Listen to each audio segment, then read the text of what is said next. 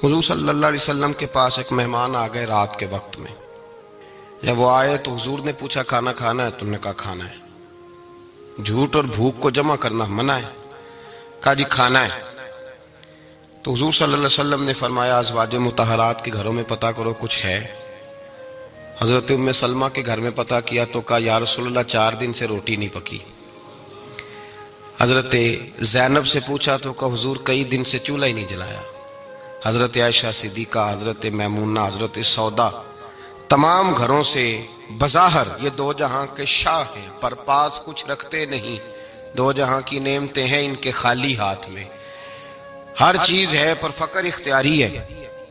کوئی شے نہ ملی تو نبی پاک صلی اللہ علیہ وسلم نے مسجد میں اعلان کیا، فرمایا کون ہے جو میرے مہمان کو روٹی کھلائے؟ ان لفظوں کا حسن کوئی حسن والا ہی سمجھ سکتا ہے. فرمایا کون ہے جو میرے مہمان کو کھانا کھلائے؟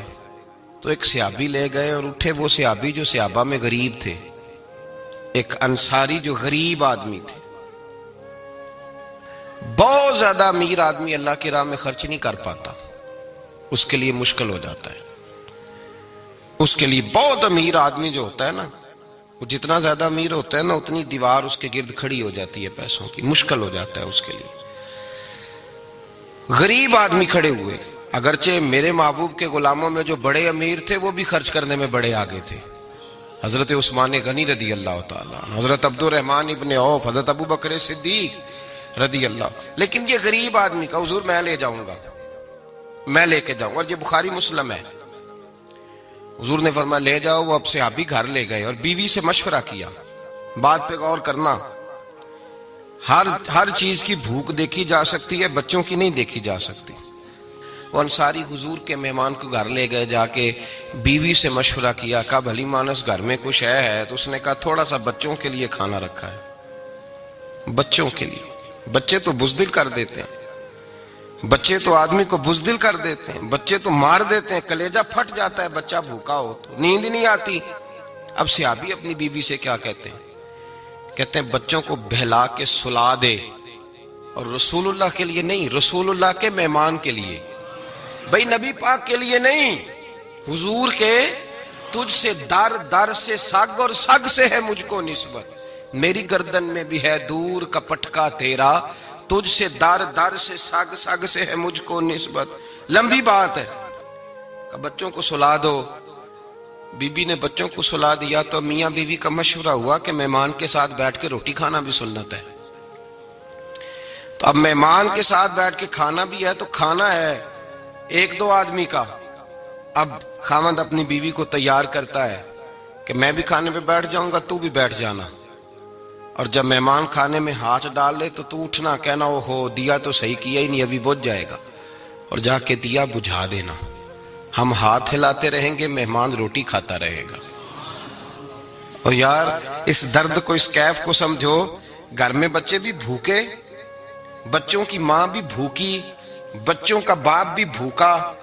دسترخوان پہ روٹی لگ گئی، روٹیاں چون ڈالیں، بی بی اٹھی کہنے لگی او ہو چراغ تو صحیح کیا ہی نہیں، یہ تو بجھ جائے گا.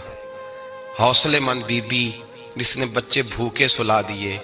وہ بھوکے سوئے ہوئے بچوں کی بھوکی اماں اٹھی اور اپنے خاوند کی تابع داری میں اٹھی. میں گڈی تے ہتھ ڈور سجن دے، وہ جنج رکھے اونج رہنا ہے.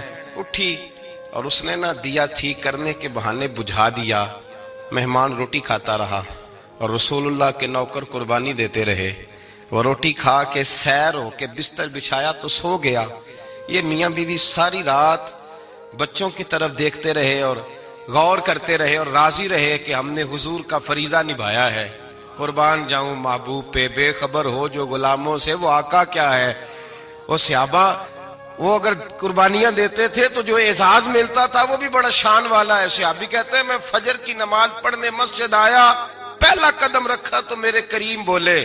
حضور نے فرمایا رات جو تو نے اور تیری بیوی نے عمل کیا ہے خدا کو بھی بڑا پسند آیا ہے، محمد مصطفیٰ کو بھی بڑا پسند ہے. اور پھر ایک لفظ اور ہے حدیث میں، ایک روایت میں کچھ جملے اور بھی ہیں. حضور نے فرمایا جب تو اور تیری بیوی رات مہمان کے ساتھ ایثار کر رہے تھے نا تو عرش کا مالک تمہیں مسکرا مسکرا کے دیکھ رہا تھا. رب تمہیں دیکھ کے مسکرا رہا تھا، رب تمہیں دیکھ کے مسکرا، تر دامنی پہ شیخ ہماری نہ جائیے، ہم دامن نچوڑ دیں تو فرشتے وضو کریں۔ پر میں وہ مسکرا رہا تھا کہ میرے بندے میرے رسول کی رضا کے لیے کیا کر رہے ہیں۔ اور صاحب دیکھو، نبی پاک کے لیے نہیں، خاندان کے لیے نہیں، خاندان نبوت کے لیے نہیں، حضور کے نہ سمجھیں یار، اس پہلو کو سمجھیں، نبی پاک کے